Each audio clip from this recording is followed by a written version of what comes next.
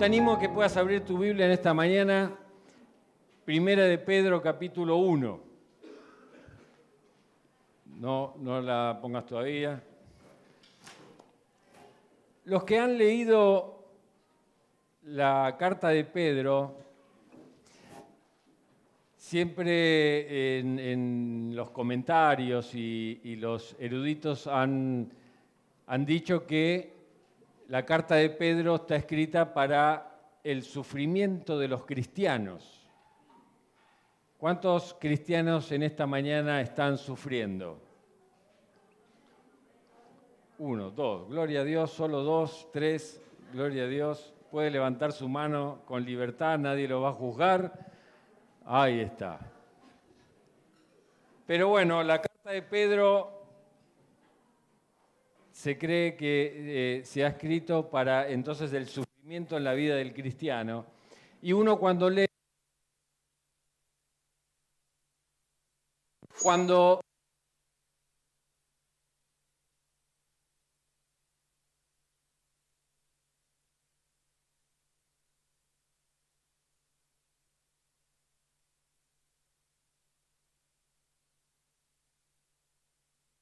leer y releer y pedirle al Espíritu Santo que traiga ahí el discernimiento y también apoyarse en eruditos que sean confiables, que hayan escrito comentarios bíblicos y ahí poder tomar también pensamientos de ellos. Pero yo creo que la carta de Pedro, más allá de que habla del sufrimiento, yo creo que tiene, y Pedro lo dice, no lo busquen en Primera de Pedro 5:12, ya al final, se los voy a leer de la Nueva Biblia de las Américas, pero él dice ahí, por conducto de Silvano, nuestro fiel hermano, porque así lo considero, les escribo brevemente, exhortando y testificando que esta es la verdadera gracia de Dios. Y termina y dice, estén firmes en ella. Y yo creo que este es el propósito principal de la carta de Pedro, poder hablarnos de la gracia, ¿qué es la gracia? Y después los animo a que puedan releerla ahora con esta mirada de la gracia de Dios. Cuando empieza el capítulo 1, Pedro ahí introduce la gracia. Cuando van a Primera de Pedro capítulo 1 van a ver que empieza a hablar de la gracia ahí Pedro.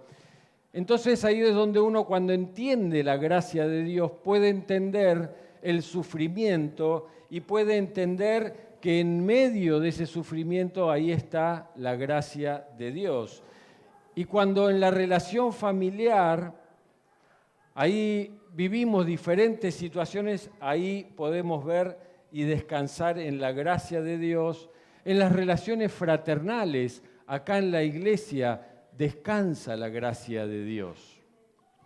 Así que el apóstol Pedro nos enseña a vivir una vida cristiana en la gracia, porque fuera de la gracia de Dios, ahí es donde se complica la cosa.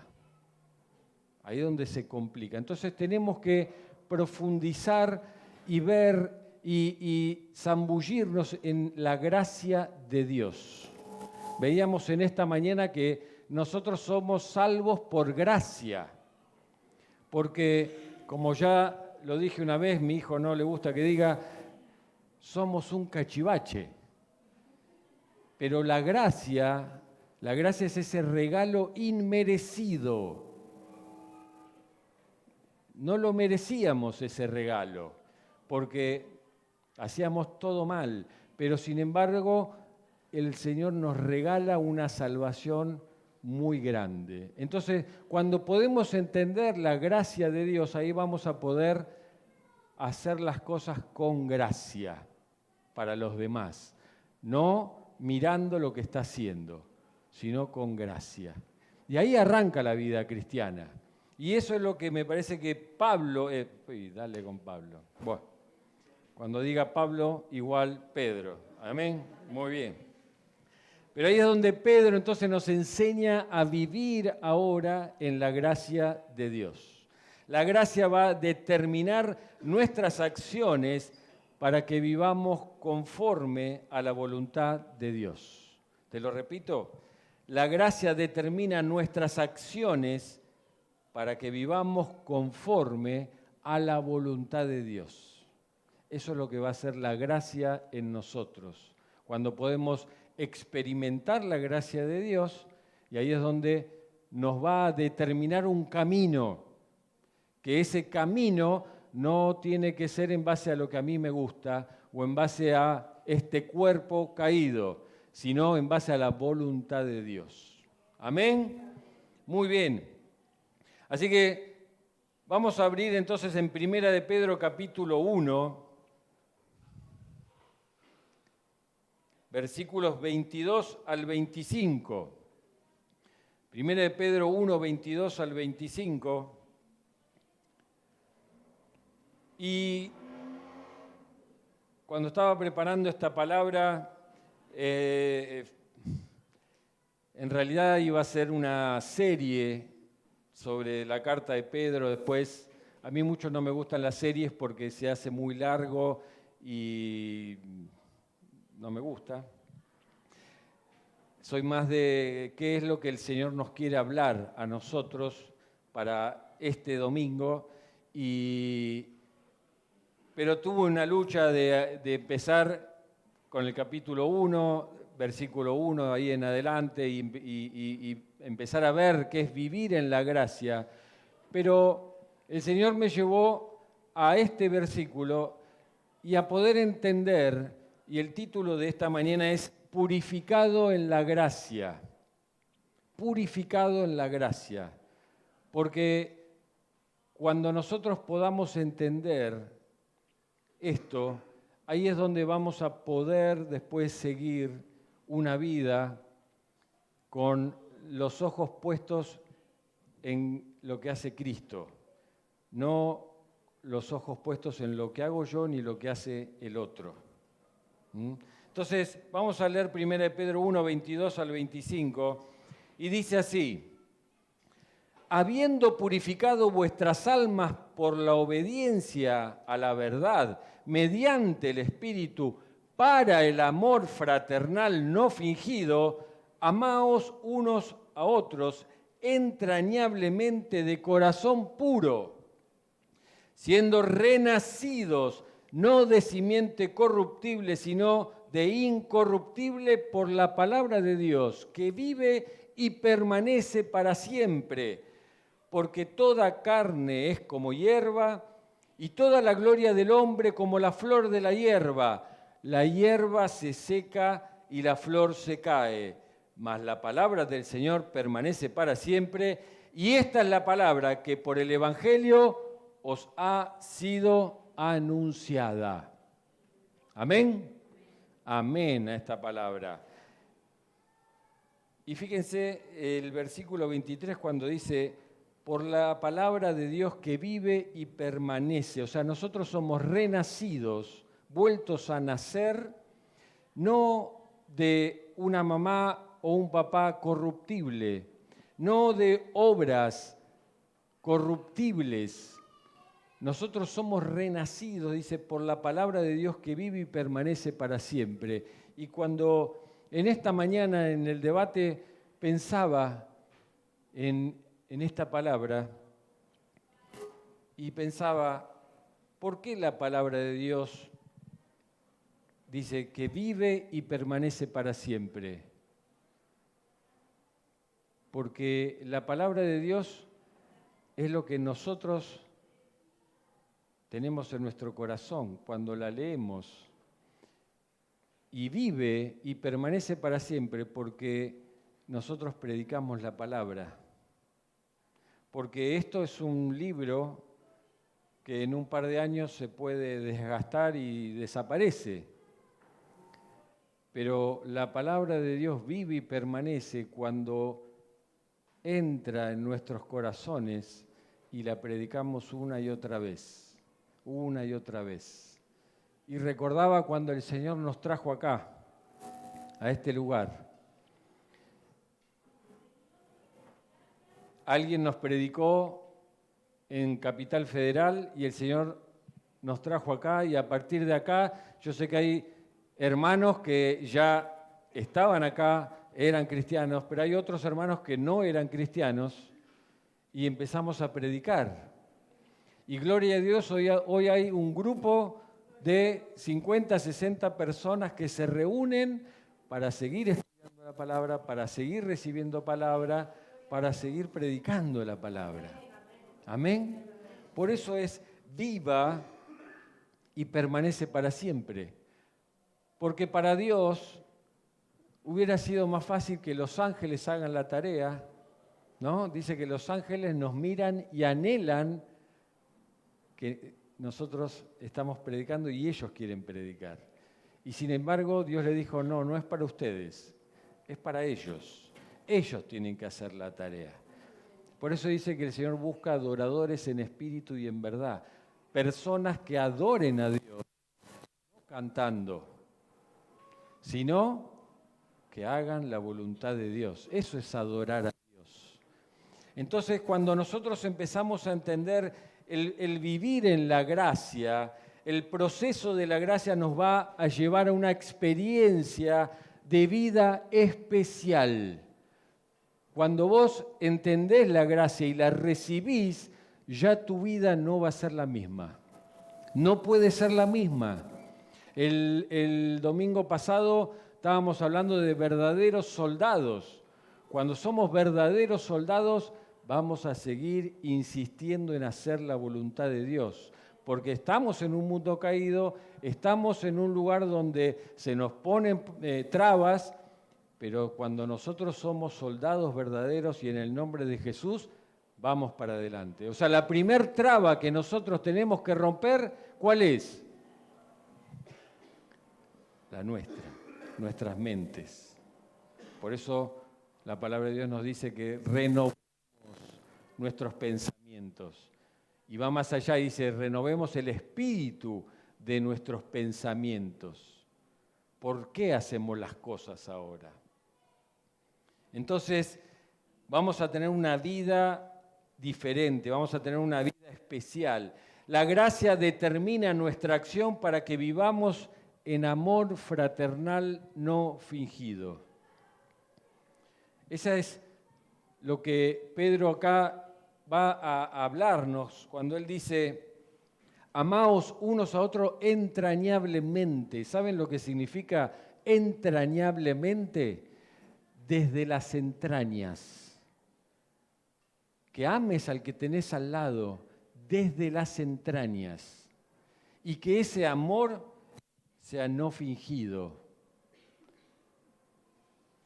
Y eso, la única manera que lo vamos a poder hacer es cuando entendamos la gracia, cuando recibamos esa gracia de Dios.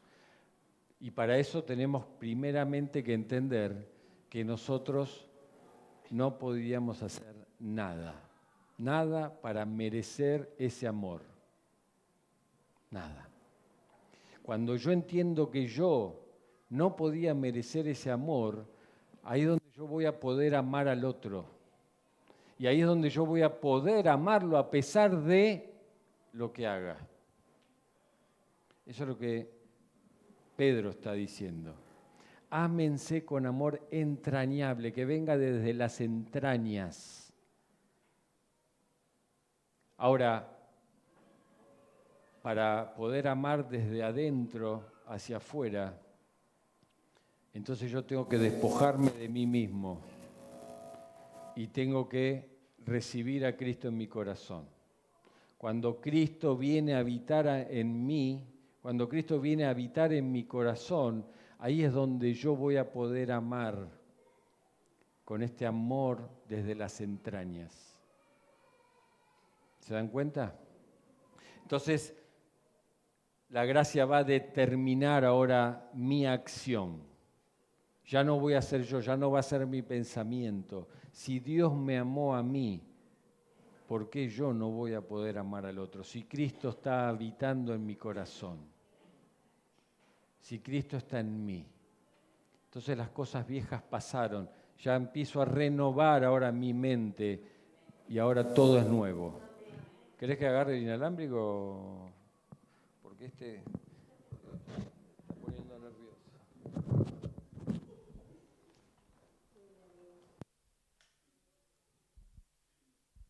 Ayer les decía que cuando estábamos con el micrófono viejo y me pasaba eso, tenía ganas de romperlo. Bueno, es un trato del Señor.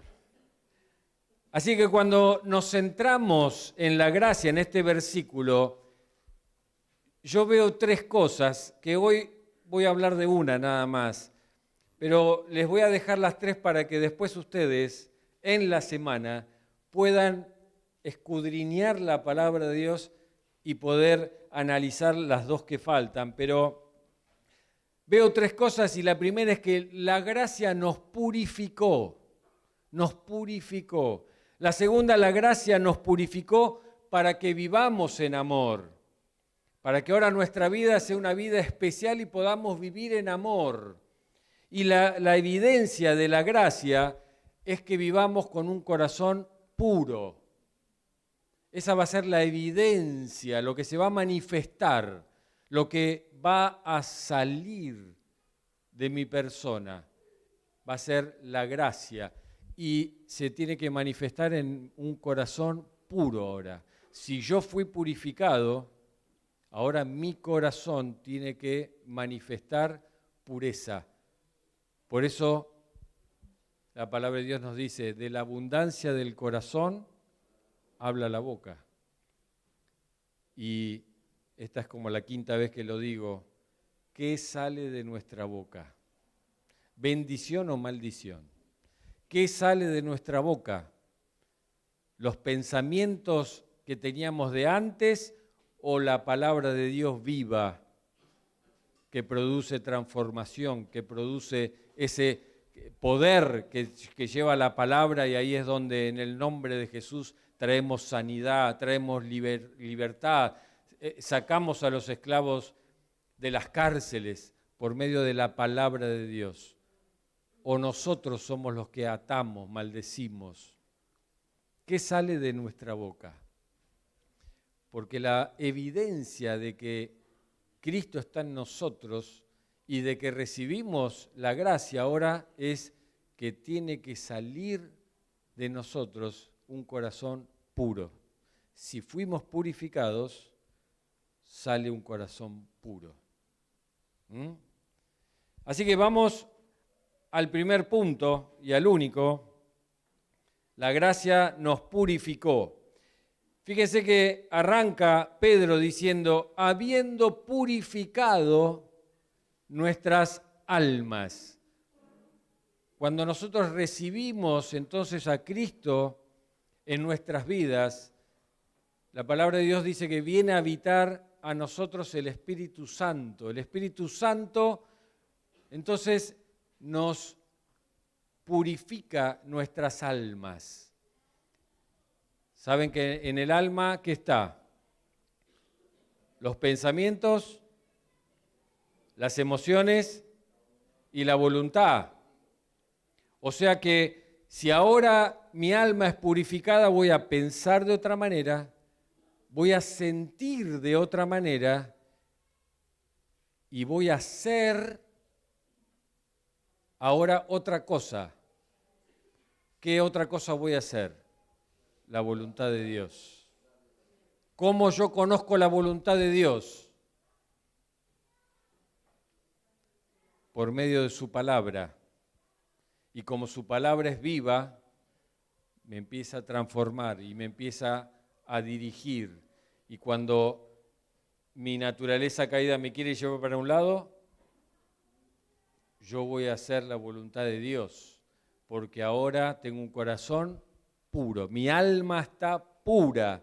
Entonces, cuando Dios hace esta operación en la gracia salvadora, ahí es donde me purifica. Mientras el mundo, mientras el incrédulo, mientras el pecador vive en la impureza del pecado, Dios preparó para que nosotros vivamos en la pureza de su santidad. ¿Te lo vuelvo a repetir? mientras el mundo, mientras los pecadores viven en la impureza de su pecado, Dios nos preparó para que nosotros podamos vivir en la pureza de su santidad. Por eso, fíjense que siempre hay dos alternativas para Dios. Dice, o estás conmigo o estás en contra mía. No hay una tercera. No puede salir de una misma fuente agua dulce y agua salada. No puede. O sale agua dulce o sale agua salada. No se puede. Entonces, ¿podemos tener a Cristo Jesús en nuestros corazones y no vivir en la pureza de su santidad? Para pensarlo. Para pensar cómo estamos. Porque si nosotros no analizamos dónde estamos parados, no vamos a saber para dónde ir. Podemos creer un montón de cosas o podemos no creer en un montón de cosas, pero la palabra de Dios es verdad. Yo puedo no creer en la gravedad porque no la veo, pero si yo me tiro en un edificio, me voy a caer, por más que yo no lo crea. Entonces yo tengo que tener una seguridad de dónde estoy parado y eso me lo muestra la palabra de Dios. ¿Cuándo me lo muestra? Cuando la abro. Cuando abro la palabra de Dios dice que es como un espejo que me muestra cómo estoy, dónde estoy parado, quién soy. Y ahí es donde yo tengo seguridades. La palabra de Dios nos da certezas, no nos da dudas, nos da certezas. Y lo que la certeza de la palabra de Dios no nos dice, no lo hagamos nosotros, porque ya vamos a estar con Él y ahí Él nos va a decir, bueno, esto, y ahí vamos a poder hacerle todas las preguntas que le querramos hacer. Pero las certezas que tenemos nos dan a nosotros la seguridad hacia dónde tenemos que ir. ¿Amén? Muy bien. Así que las obras de la carne se manifiestan en el que no tiene a Cristo, y eso también lo hemos visto. Pablo se lo dijo a los Gálatas. Las obras de la carne, ¿qué son? Fornicación, adulterio, ¿qué más? Inmundicia, envidia, celos, pleitos, bueno, esas son las distintas manifestaciones de una vida contraria a Dios, que va en contra de Dios. Así que mientras el fruto del Espíritu es uno solo, ¿cuál es el fruto del Espíritu? Gozo, paz, paciencia, benignidad, bondad, mansedumbre, templanza, fe, dominio propio. Contra tales cosas, ¿se dan cuenta? Mientras el fruto es uno solo que se manifiesta en todo esto que dijimos, las obras de la carne son muchas, muchas. Y estas cosas, estas obras de la carne, el mundo vive de una forma que natural. Natural, para ellos es natural vivir en ese mundo, en esas obras de la carne. ¿Por qué? Porque su corazón no ha sido purificado. Porque Cristo Jesús no entró en sus vidas. Entonces tienen un alma que no fue purificada. Para ellos es normal generar una pelea.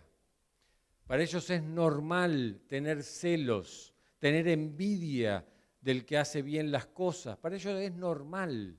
El enojo es normal para ellos. Porque no quieren ver que el otro haga mejor las cosas. Entonces me enojo y me voy.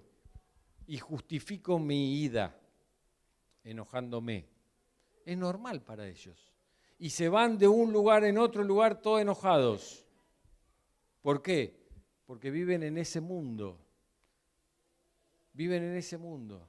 Entonces lo que sale del corazón cuando uno maneja es lo natural, lo que está dentro nuestro.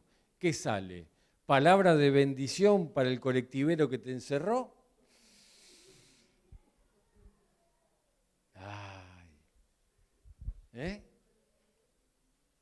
¿Qué sale de ese corazón? ¿Pureza o impureza? Ahora, la impureza de las obras, como todas las manifestaciones de esas impurezas, se asientan en el corazón, en el corazón. Por eso Jesús dice, de la abundancia del corazón habla la boca. Y ahí tenemos una manifestación de cómo estamos nosotros.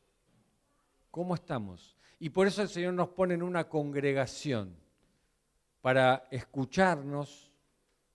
¿Por qué? Porque se va a manifestar. No vamos a poder fingir. No vamos a poder fingir. Por poco tiempo lo vamos a poder hacer, pero hay algo dentro nuestro que sale, se manifiesta. Entonces, ahí es, de la abundancia del corazón sale lo que en realidad está en él.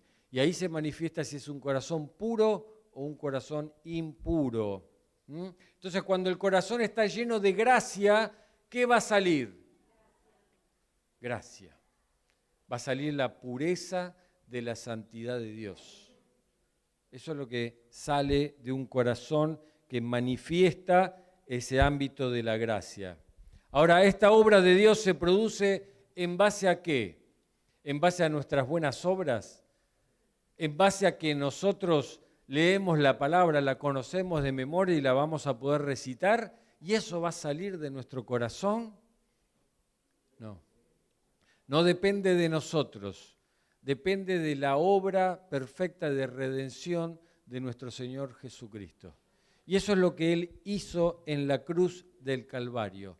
Esta es la obra que nosotros tenemos que entender en esta mañana que vamos a participar de esta hermosa cena del Señor. Esa obra de redención que hizo Cristo por nosotros. Cristo en aquella cruz no solo murió por nuestros pecados, que lo hizo. No solo murió para que ahora nosotros seamos hijos de Dios, que también lo hizo. Cristo Jesús murió ¿para qué? Para liberarnos del poder esclavizante del pecado. Anotátelo por ahí. Anotátelo por ahí. Ustedes saben que si ustedes anotan las cosas, se las van a acordar, las van a leer y yo voy a seguir predicando de otras cosas. Pero si ustedes no se la acuerdan, 7 veces hay que repetir las cosas para que las memoricemos. ¿Sabían eso? Muy bien. Entonces, si no anotan, 7 veces van a escuchar la misma palabra. Una vez el pastor donde nosotros congregábamos predicaba siempre lo mismo. Siempre lo mismo. Y un día le preguntamos, pastor, ¿por qué pregunta siempre lo mismo?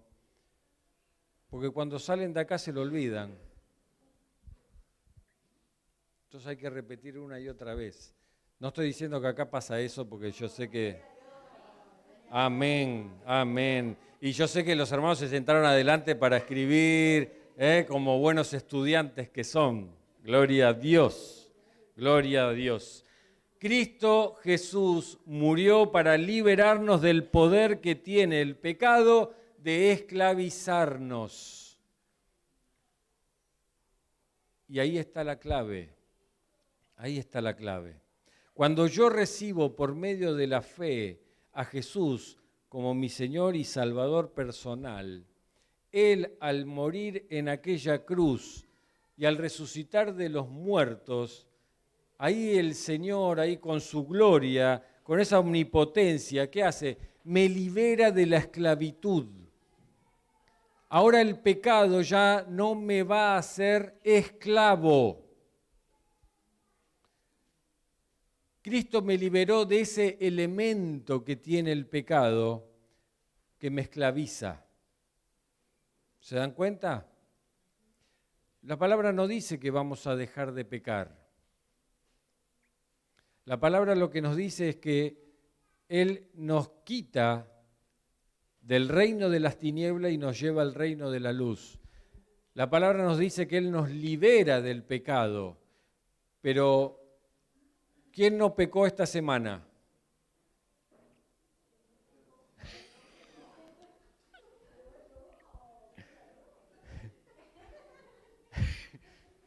¿Quién pecó esta semana? Ahora sí. No, amén no, amén no.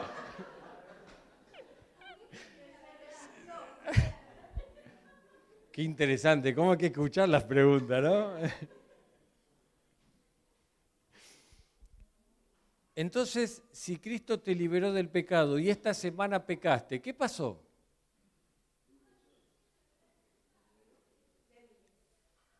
¿La palabra es mentirosa? ¿Cristo no te liberó a vos? ¿Qué pasó? Porque la palabra de Dios y Dios mismo sabe que nosotros vamos a seguir pecando. Vamos a seguir pecando. Hasta el último día. Vamos a coexistir con el pecado. Pero nos liberó Cristo en aquella cruz de ese elemento que nos esclaviza al pecado. Por eso la palabra de Dios dice que si confesamos nuestros pecados, Él es fiel y justo para perdonarnos nuestros pecados y librarnos de toda maldad. Porque Él sabe que vamos a pecar. Pero lo que nos hizo Cristo en aquella cruz es que nosotros ahora, cuando pequemos, podamos pedir perdón y no pecar. No pecar más. ¿Por qué? Porque ese pecado no me esclaviza. Me liberó de eso. ¿Se dan cuenta? ¿Se dan cuenta lo que hace Cristo en aquella cruz? Entonces, lo que antes yo tenía como natural, como hombre natural, que era vivir en pecado.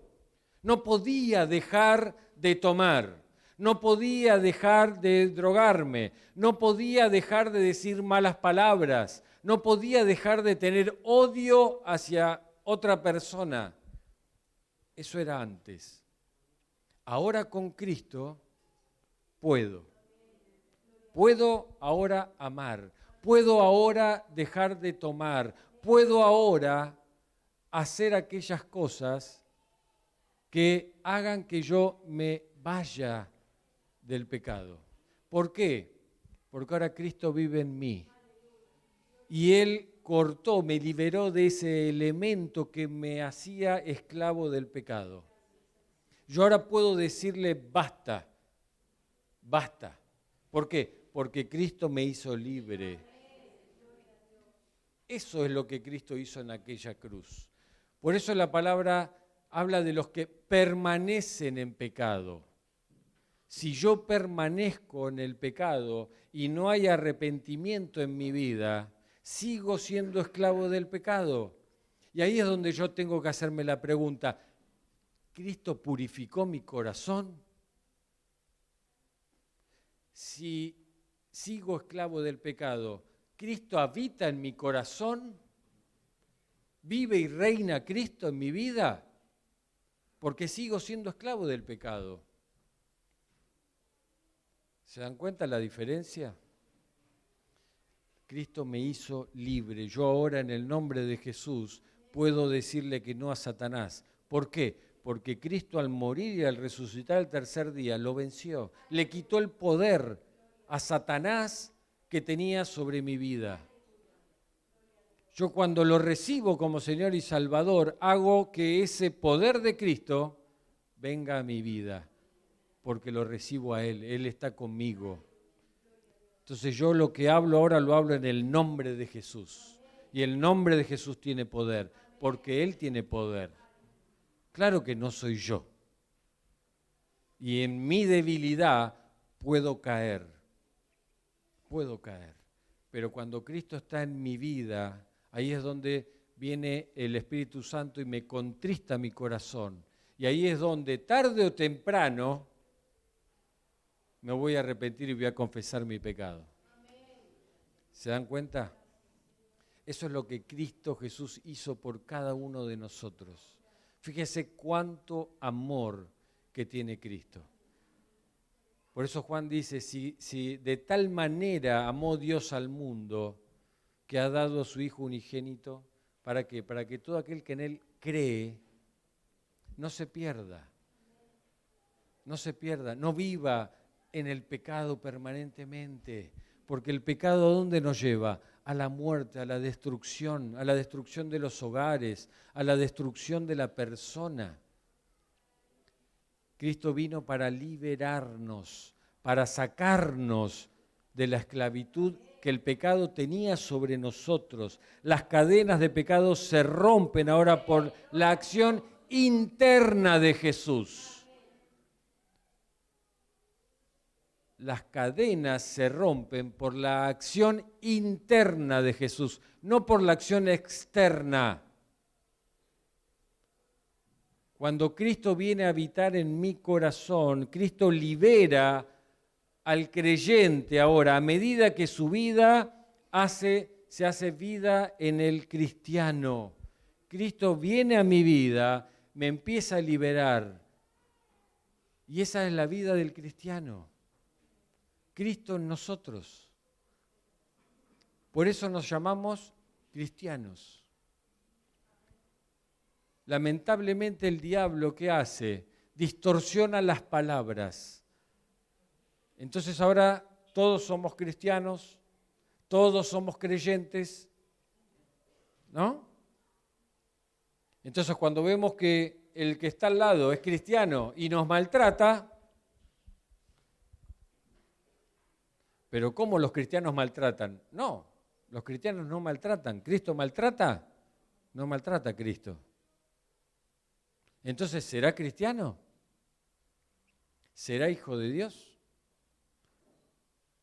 Porque la palabra dice el que cree, no el que recita una oración de entrega. Señor, te recibo como Señor y Salvador, y Cristo está ahí. Entonces dice, te recibo como Señor y Salvador, pero quiero seguir haciendo lo mío, me gusta tomar, me gusta drogarme, me gusta vivir en fornicación, en pleitos, en los deseos de la carne. Y Cristo dice, no, porque no creíste. No creíste. No estás creyendo. Y viene a la iglesia y le decimos, bienvenido, hermano en Cristo. Pero hay un momento donde se va a manifestar ese corazón. Se va a manifestar. Lo tenemos que seguir amando con amor fraternal y entrañable. ¿Para qué? Para que pueda conocer a Cristo. Para que pueda conocer a Cristo. Por eso la palabra de Dios dice, hablale una vez, hablale 2 veces, hablale 3 veces, y si no, tenelo como no creyente. Y nosotros cuando pasa eso, ¿qué decimos? ¿Lo tenemos que echar? No, predicale de vuelta, predicale el evangelio del arrepentimiento, que se arrepienta, que reciba a Cristo en su corazón, porque puede ser que no lo haya recibido. ¿Por qué? Porque Cristo está afuera. ¿Transformó ciertas cosas? Claro que sí, porque si nosotros hacemos la palabra de Dios, vamos a tener bendición. Pero si Cristo está afuera, no vamos a tener salvación. Porque la palabra de Dios es ley espiritual. Si yo hago lo que la palabra de Dios dice, me va a ir bien, porque lo dice la palabra de Dios. ¿O no? Si yo no robo, ¿voy a ir a prisión? No. Pero si robo, voy a ir a prisión. Si yo hago lo que la palabra de Dios me dice, voy a tener bendición, porque lo dice la palabra de Dios. Pero si yo no recibo a Cristo en mi corazón, no voy a ser salvo.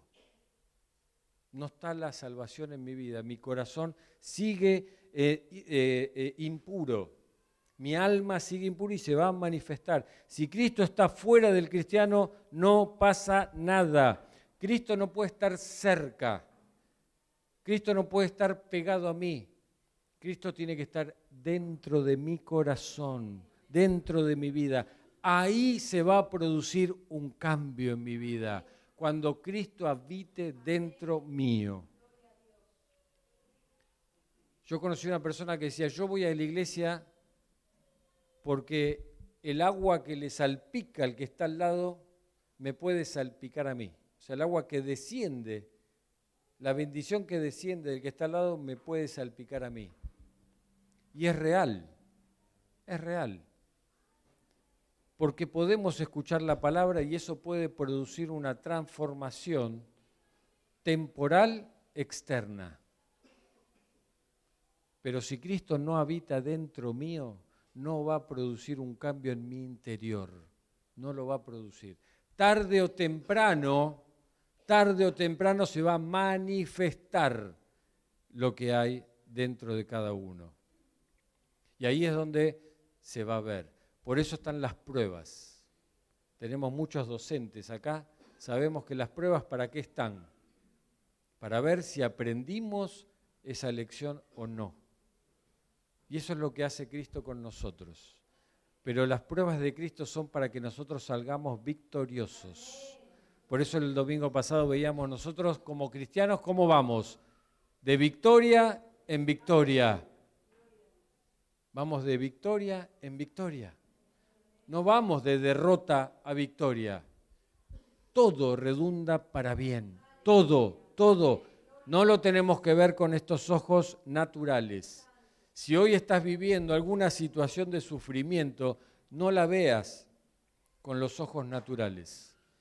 Empezá a mirarla con los ojos de Cristo, porque todo redunda para bien, todo, porque es más importante la salvación que lo que Cristo pueda darnos acá. Es mucho más importante a dónde vamos a ir con Cristo, porque la vida eterna, ¿qué es? Vivir con Cristo. ¿Cuándo arranca la vida eterna? Desde el preciso momento en que lo recibimos como Señor y Salvador y viene a vivir en nosotros. Por eso nosotros no morimos, dormimos hasta que Él venga y nos despierte. Y podamos ahora con un cuerpo glorificado estar en su presencia. Porque este cuerpo es de corrupción. Pero Cristo tiene que venir a habitar en nosotros para que se produzca esa transformación. Romanos 8:29 dice, porque a los que antes conoció, también los predestinó ¿para qué? Para que fuesen hechos conformes a la imagen de Cristo. ¿Se dan cuenta? No a la imagen que vos querés, no a la imagen que vos pensás, no a lo que a vos te gustaría, a los que Él conoció antes de la fundación del mundo. Dios ya te conoció, ya te vio. Por eso te predestinó. ¿Para qué? Para que fueses hecho conforme a la imagen de Cristo. ¿Para qué? Para que Él sea el primogénito de entre muchos hermanos. O sea que en otras palabras, el final que distinga al creyente, ese final que a vos te va a distinguir como hijo de Dios, ¿qué es? Reproducir en nosotros la imagen de Cristo, el poder del Espíritu Santo que está en nosotros, porque habita en nosotros y lo tenemos que reproducir. ¿Qué se reproduce en nuestras vidas? ¿La imagen de Cristo? Cuando te ven a Cristo en vos, porque eso es lo que tienen que ver, la imagen de Cristo en tu vida. Pase Cristo Jesús, siéntese adelante. O ven, ¡oh! Y otra vez el hermanito.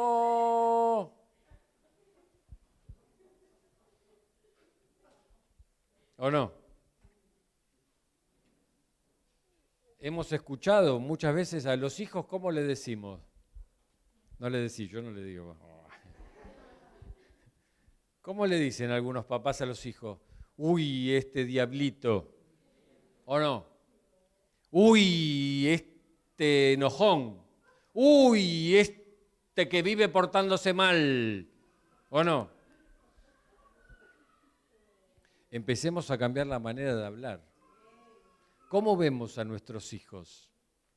¿Los vemos como imagen de Cristo? ¿Les predicamos el Evangelio para que ellos también lo reciban como Señor y Salvador ya desde chiquitito y no que empiecen a vivir de una manera natural como vive el mundo? ¿Cómo vivimos en nuestros hogares? ¿Cómo estamos nosotros? ¿Estamos reflejando la imagen de Cristo para que nuestros hijos puedan ver a Cristo en nosotros? Y puedan decir, yo quiero eso. Yo quiero la paz que tiene mi papá ante determinados problemas. Yo quiero la paz que tiene mi papá cuando el colectivero le cruza y él lo bendice. Gloria a Dios. Por eso no lo llevo nunca, Nauta.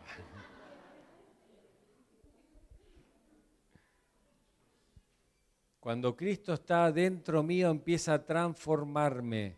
Y cuando me transforma, lo que se tiene que ver en mí es a Cristo. Por eso somos cristianos. De ahí el nombre, cristianos. Ya lo he dicho en alguna otra prédica. Cuando los del mundo veían a los discípulos pasar, decían, ahí van los cristianos, habla igual que Cristo, se relaciona igual que Cristo. Es Cristo en esa persona. Y cuando uno ve la vida de los apóstoles, uno dice, pero este era pescador, este hablaba mal, era bruto, era como uno. Y sin embargo, cuando entró Cristo a sus vidas, ya después que decían, pero este es cristiano porque habla igual, habla igual. Y Pedro se podía parar delante de 5.000 personas y predicar a Cristo. Y se convertían todos. Y Esteban predicaba a Cristo y cuando le empezaban a tirar las piedras, seguía predicando a Cristo. Porque él veía la gloria de Dios. Y dice, Señor, yo sé a dónde voy. Y si tengo que predicar y morir, acá estoy. Porque lo hiciste vos. Vos moriste en una cruz. ¿Cómo yo no voy a morir en una cruz?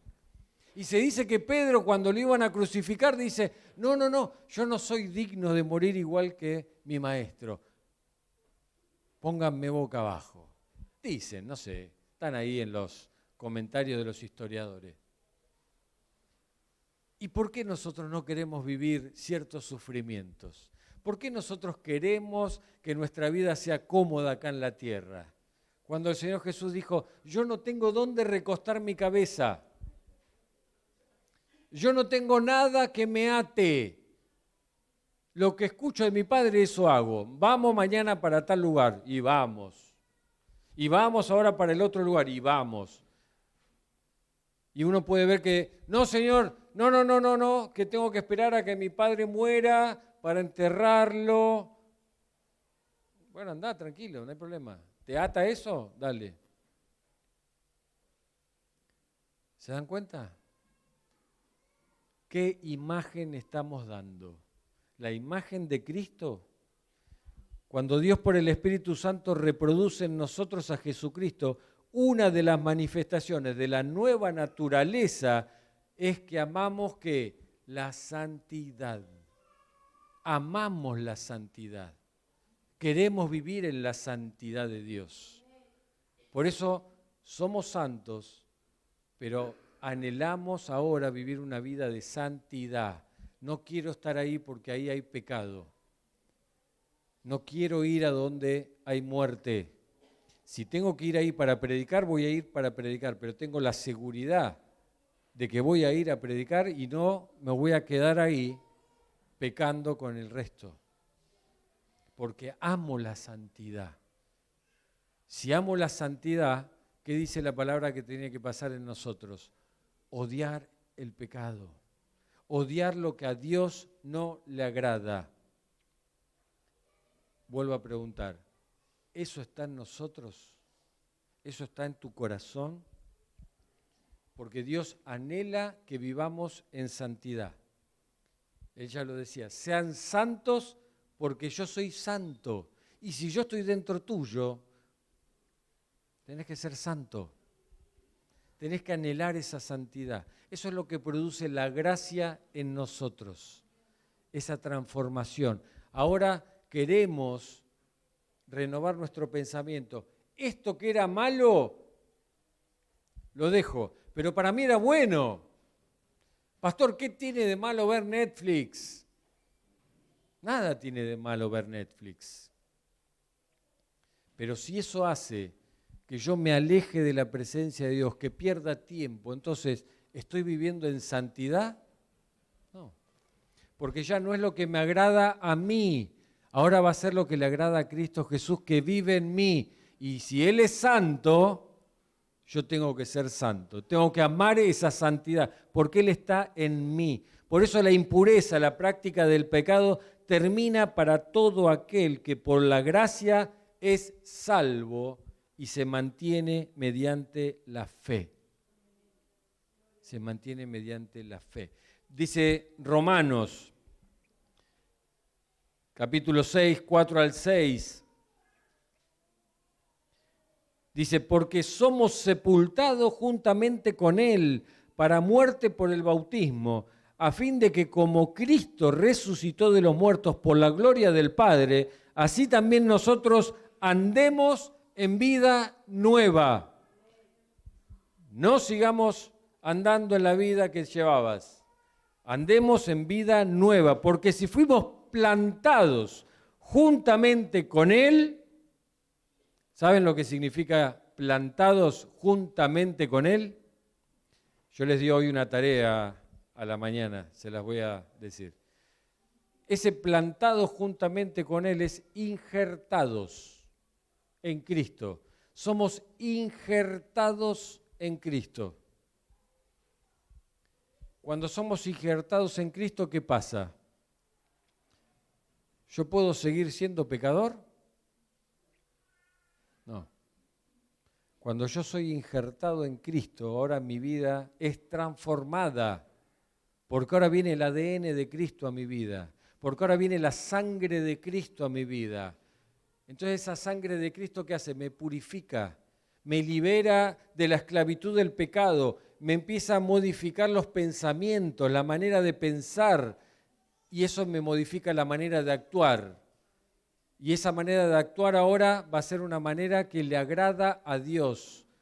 Voy a empezar a actuar haciendo la voluntad de Dios, no lo que yo tenía en mente, porque ahora tengo una mente de Cristo, porque fui injertado en la semejanza de su muerte, dice. Así también lo seremos en la de su resurrección. Sabiendo esto, que nuestro viejo hombre fue crucificado juntamente con Él. ¿Cómo fue tu cuerpo? Crucificado, muerto con Él, para que el cuerpo del pecado sea ¿qué? Destruido, a fin de que no sirvamos más al pecado. Y este cuerpo destruido, para que el cuerpo del pecado sea destruido, esta palabra destruido quiere decir que queda sin efecto. El pecado ahora queda sin efecto en nosotros. Eso que producía, ahora queda sin efecto, para que el cuerpo del pecado sea destruido, no tenga más efecto. ¿Se dan cuenta de lo que está diciendo? A fin de que no sirvamos al pecado. Pero el pecado está ahí, el cuerpo del pecado está. ¿Lo seguimos llevando o no? ¿O ya tenemos un cuerpo glorificado? Seguimos teniendo un cuerpo de pecado, pero ya fue destruido. Ahora queda sin efecto. ¿Se dan cuenta? Lo que Dios hizo es anular la acción poderosa del pecado en relación con sus hijos. El pecado ahora no va a tener efecto en mi vida, porque eso es lo que Cristo destruyó en la cruz. Dios destruyó ese elemento que me esclavizaba. ¿Con qué finalidad? Para que yo ya no sirva al pecado. Para que el pecado ahora no me domine. Puedo decidir no pecar, porque Cristo me hizo libre. Amén. Romanos 6:14 dice, porque el pecado no se enseñoreará de vosotros, pues no estáis bajo la ley, sino bajo la gracia.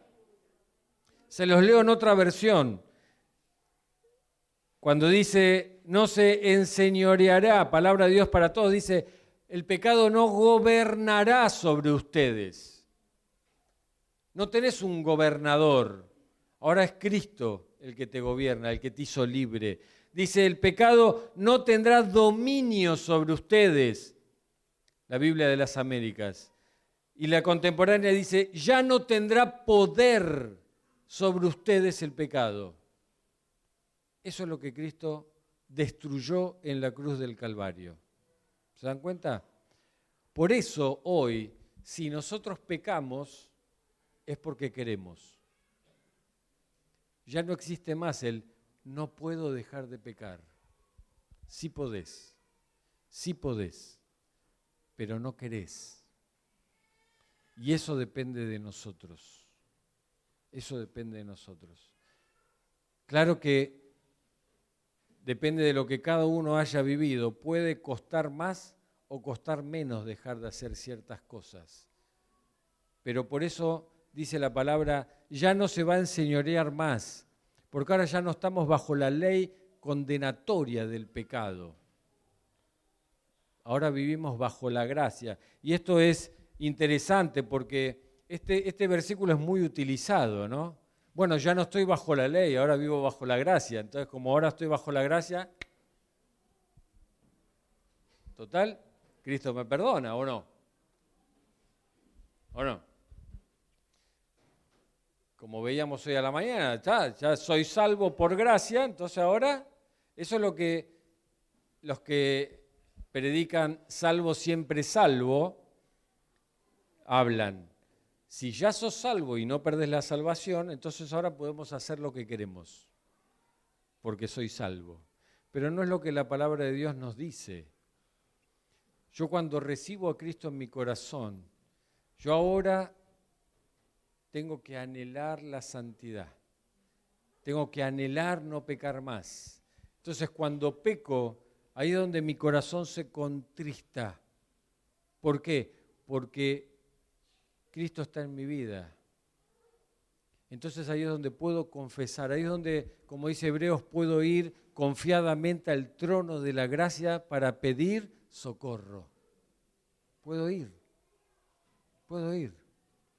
Ahora, ¿por qué puedo ir si estoy en pecado? Porque Cristo ya me liberó y ahora vive Cristo en mí. Entonces yo puedo entrar al trono de la gracia y confesar mi pecado. Y Él me va a perdonar. Esa es mi seguridad de la salvación. Que si yo confieso, si yo voy, Él me perdona.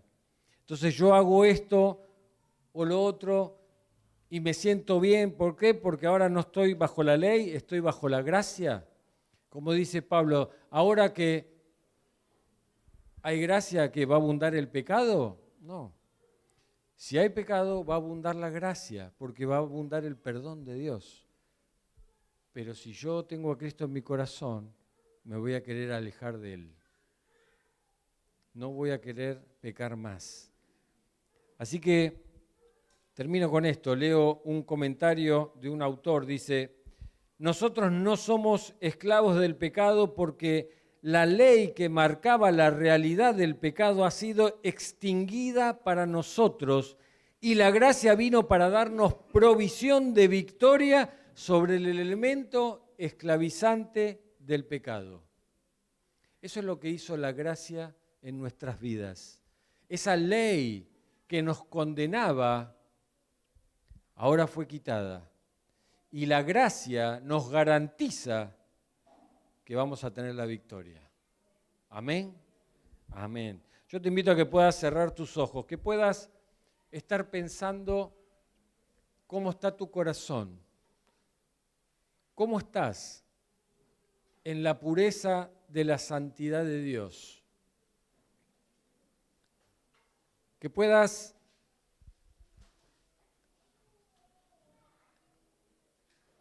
dejar que el Espíritu Santo pueda hablar a tu corazón.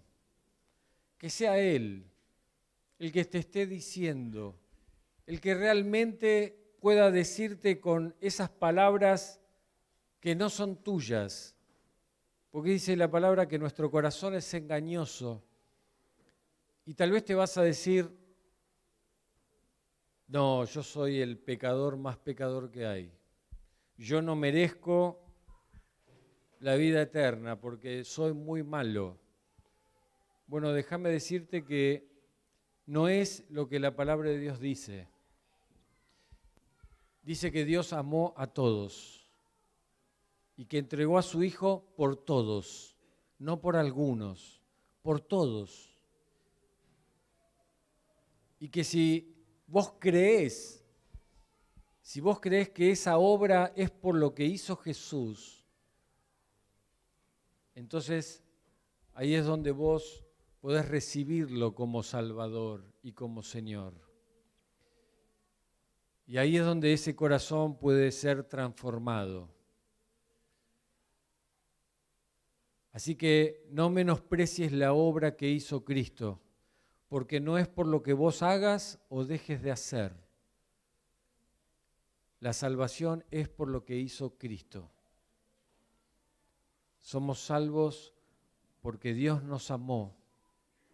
Y nos amó porque sí éramos un desastre, porque le fallábamos una y otra vez, conociéndolo o sin conocerlo. Pero ahí es donde viene la gracia, ese regalo inmerecido. Y Cristo vino a morir a este mundo. Por eso nosotros fuimos purificados, fuimos lavados de nuestros pecados. Ahora la limpieza de mi vida en relación con Dios. Las demandas de juicio del pecado quedan extinguidas por la obra que Cristo realizó en la cruz del Calvario. Ahora la vida de pureza que Dios demanda de un cristiano se alcanza de una manera determinada. Dice el versículo 22, habiendo purificado vuestras almas por la obediencia a la palabra de verdad. Por la obediencia a la verdad. Esta obediencia a la verdad es por la obediencia a la palabra de Dios, mediante el Espíritu Santo. Cuando yo recibo a Cristo como mi Señor y Salvador, Él me purifica y sigo siendo purificado por la obediencia a la verdad, por la obediencia a la palabra de Dios. Yo sigo siendo purificado. Él me sigue limpiando una y otra vez. Él ya me limpió, como veíamos en la cena pasada. Él ya me limpió. Ustedes no necesitan ser limpios de vuelta, porque Cristo murió una vez y para siempre. Lo que sí necesitamos es confesar nuestro pecado. Y ahí es donde Cristo se arrodilla en esta mañana delante tuyo, se ciñe con la toalla y está esperando que de tu boca, de ese corazón puro, pueda salir la confesión, pueda salir esa impureza, pueda salir ese pecado que te ensucia, pero que tengas la seguridad de que Cristo está delante tuyo con esa toalla para limpiarte de esa maldad, de todas las maldades. Porque Él quiere que vos vivas en santidad y quiere que disfrutes de la santidad de Dios. Porque la santidad de Dios es agradable y perfecta. Nos lleva a esa comunión con Dios de una manera pura, de una manera santa. La gracia va a determinar tus acciones para que vivas conforme a la voluntad de Dios. Y termino leyéndoles un pasaje. Primera de Juan 1, 6 al 10, que dice, si decimos que tenemos comunión con Él y andamos en tinieblas, mentimos y no practicamos la verdad.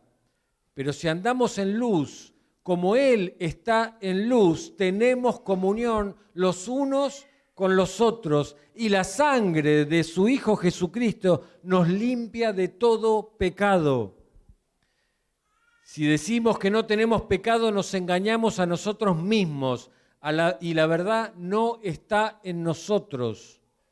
Si confesamos nuestros pecados, Él es fiel y justo para perdonarnos de nuestros pecados y limpiarnos de toda maldad. Si decimos que no hemos pecado, le hacemos a Él mentiroso y su palabra no está en nosotros. Yo te invito en esta mañana a que puedas primero confesar tu pecado. Cristo está delante tuyo, está ahí con el lebrillo lleno de agua y con la toalla. Que puedas confesar, que puedas abrir tu corazón así como está. Él te está escuchando.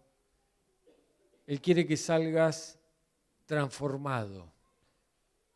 Él quiere que salgas limpio de toda maldad. Pero también Él quiere que tengamos comunión con Él. Si somos hijos de luz, tenemos que andar en luz. Y si somos hijos de luz, vamos a amar a los demás. Vamos a vivir en amor fraternal. ¿Por qué? Porque recibimos la gracia de Dios. Y cuando recibimos la gracia de Dios, viene a habitar Cristo en nuestros corazones. Ya no soy yo, ahora es Cristo que vive en mí. Entonces todo lo que hago, lo hago en el nombre de Jesús, el cual me amó y se entregó a sí mismo por mí. ¿Cómo no voy a amar con amor fraternal al que tengo al lado? Si Cristo amó al mundo y se entregó por él, yo no tengo que entregarme por el que tengo al lado. Yo tengo que amarlo, porque Cristo me amó a mí y me perdonó a mí. ¿Cómo no lo va a perdonar al otro? ¿Cómo yo no voy a perdonar al otro? Si tal vez mis pecados fueron peores, o tal vez no fueron peores. Así que yo te invito en esta mañana que podamos participar de la cena del Señor entendiendo que Cristo vino no solo para morir por tus pecados, que Cristo vino no solo para darte vida eterna, sino que Cristo vino también a este mundo para liberarte del pecado, para que ahora el pecado no se enseñoree y tenga control sobre tu vida. Ahí es donde podés confesarlo. Ahí es donde le podés pedir perdón al Señor y tener la plena seguridad que Él te perdona. Eso es lo que en esta mañana vamos a participar de esta cena. Hacer memoria de Él es saber que Él nos perdonó, que Él nos limpió a través de aquella cruz, que nos dio vida eterna a través de su sangre, pero que también me liberó de ese elemento esclavizante del pecado. Y hoy yo soy libre. Así que yo te invito a que te puedas poner de pie.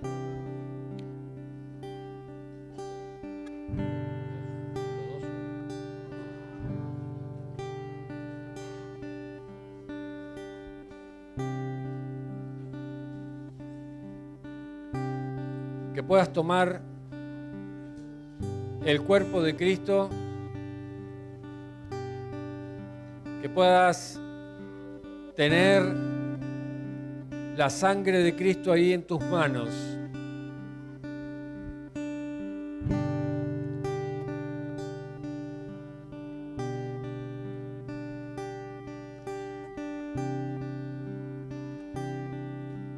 Ahora yo te invito a que con el cuerpo y la sangre de Cristo ahí en tus manos puedas moverte de tu lugar y vayas a tomar la cena con otra persona que no conozcas.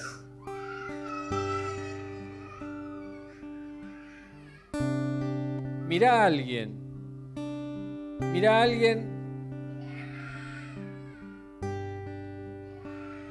que puedas abrazarlo, que puedas amarlo con ese amor fraternal, que no conozcas. Elegí a alguien, están todos duros, están todos fríos. Sentí el calor fraternal a través de ese amor de ese hermano. Muévanse, muévanse.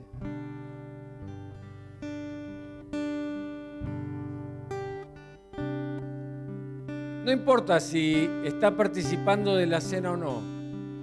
Tal vez necesita un abrazo. Tal vez necesita una palabra.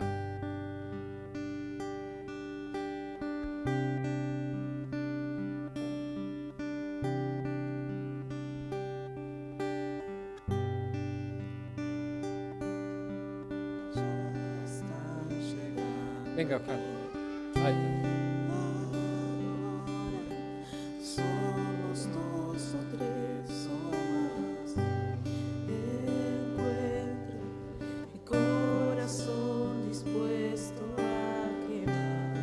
Ahí está, abrácense, abrácense, pónganse juntos. Venga, Marce. Que conseguí cantar todas las veces quebrantado. Yo quiero declarar, tuyo es el reino, Ahí está. la gloria por siempre, tuyo el dominio y el poder. Amén, amén. Tuyo es el reino, la gloria por siempre, tuyo el dominio y el poder. Amén, amén. Tuyo es el reino, la gloria por siempre. Mientras que terminamos de repartir, Y el poder. Amén. dale una palabra al que tenés al lado. Dale una palabra de ánimo que venga de parte de Dios. Dale una palabra de bendición. Compartí de las bendiciones que Dios te da. Compartísela al que tenés al lado. Una palabra de bendiciones. El único motivo que me hizo llegar.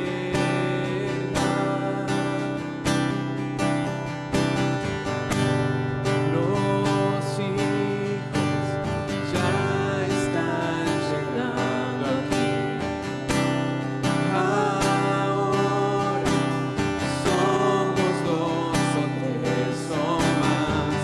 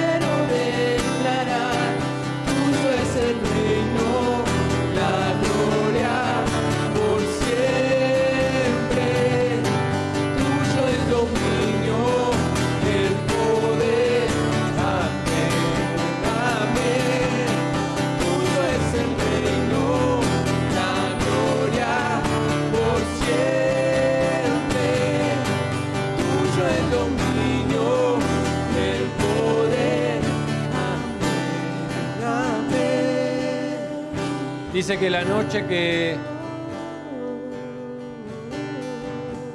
iba a ser crucificado, Él tomó el pan, lo partió, lo dio a sus discípulos. Estaban juntos, estaban unidos, se amaban y Él lo repartió. Y le dijo, este cuerpo será partido, ya ahora Él está habitando en cada uno de nosotros. Cuando vos ves al hermano, estás viendo a Cristo, porque su cuerpo fue partido. Y al mismo tiempo, cuando estamos todos juntos, dice Jesús que Él oraba para que nosotros seamos uno, volver a ser uno con Él, porque ahora Cristo está en cada uno de nosotros. Por eso en esta mañana podemos partir el pan y decir, Cristo está en mí, pero también está en el que está al lado. Así que vamos a comer este pan entendiendo que el que está al lado tiene a Cristo en su corazón y que lo tengo que amar con amor fraternal si es que tengo a Cristo en mi corazón y realmente amo a Cristo. Porque si yo digo que amo a Cristo y no amo al hermano, entonces estoy mintiendo. Así que vamos a comer este pan ahora entendiendo que Él está en mí y también está en el que tengo al lado. Señor, te damos gracias por tu cuerpo. Gracias, Señor, porque en esta mañana entendimos, Señor, que vos viniste a morir por nosotros, no solo para darnos vida y vida en abundancia, no solo para darnos vida eterna, no solo para adoptarnos como tus hijos, sino también que moriste en aquella cruz, Señor, para cortar el poder que el pecado tenía sobre cada uno de nosotros. Por eso, Padre, en esta mañana, como tus hijos, Señor, como ese hijo que te recibió como Señor y Salvador y fuimos adoptados, Señor, hoy tomamos tu cuerpo para que sigas purificándonos, para que nos limpies, Señor, de toda maldad. Padre, para que podamos ir a tus pies y morir juntamente con vos, Señor, para que vos nos limpies. Para que en esta mañana, Señor, tomes ese lebrillo y esa toalla y hayas limpiado, Señor, esos pecados que te hemos confesado. Te damos gracias por tu cuerpo, Señor, en el bendito nombre de Jesús, y nos alimentamos de ti, Señor. Amén y amén.